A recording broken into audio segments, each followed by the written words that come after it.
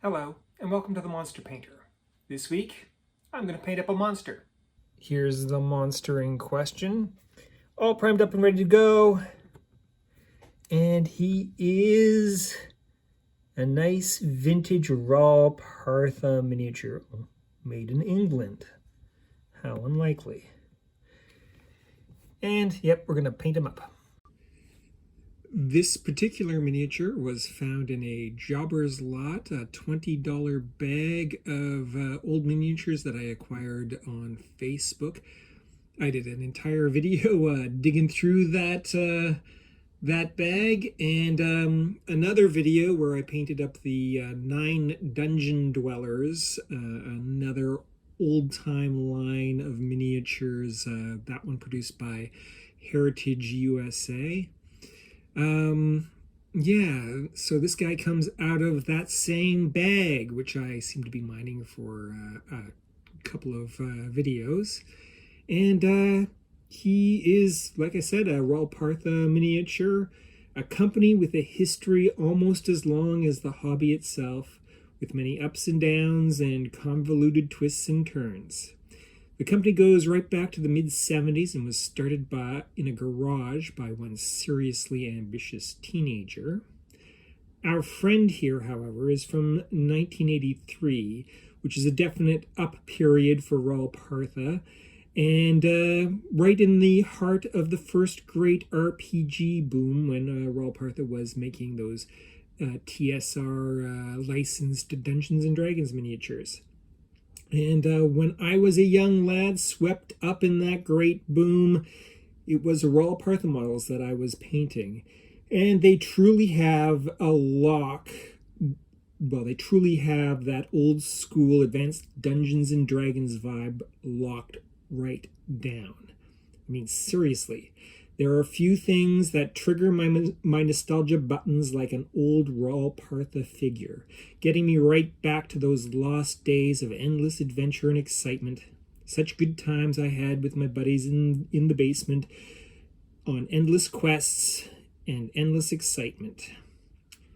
Now, as for this specific Goon, I don't know what he actually is. I spent a couple of hours digging on the Lost Minis wiki and came up totally empty.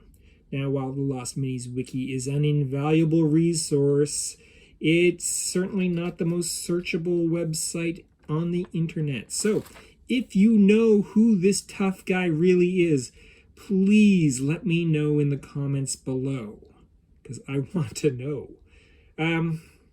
Now, it's safe to say that a lot of progress has been made in the 38 years since our friend was cast, and modern miniatures are better and more spectacular than they have ever been. But our club-wielding pal here has something that seems to be totally lost these days. Simplicity. He does not have a belt with 2 bags and a severed head tied to it. No bracelets, no anklets, no necklace, no pendant, no extraneous details at all. Sometimes I think modern sculpts have more frou-frou on them than a bougie bride. But not this guy. All he has is a club, a beard, and a summer dress, just the way God intended. And he is all the better for it. So, where can our friend here expect to find work these days? Well, it is entirely possible that one of my Frostgrave wizards might hire him on as a barbarian in a warband, and he could be smashing rivals and grabbing treasure in the frozen city of Felstad. A buddy of mine, a buddy and I are currently playing the Frostgrave campaign, The Red King, and this fellow could definitely get work as one of the blood-marked barbarians. They're a kind of thrall to the dread demonic immortal thrall to the dread demonic Red King. And they burst into flames when they get mad, and that sounds like fun, and I think he'd do well. I also think that whenever I need an old school head smasher, he'll be there, smashing those heads. And there he is, just the dots on the eyes all finished up. And here he is in his natural habitat, about to squash some interlopers for bothering him. Next week on The Monster Painter, we are taking a look at teensy tiny furniture. Go ahead, Thumbskull. Go tell him that he looks silly in a dress. Yeah, I'd love to see that. But before you do that, remember to like, comment, and subscribe.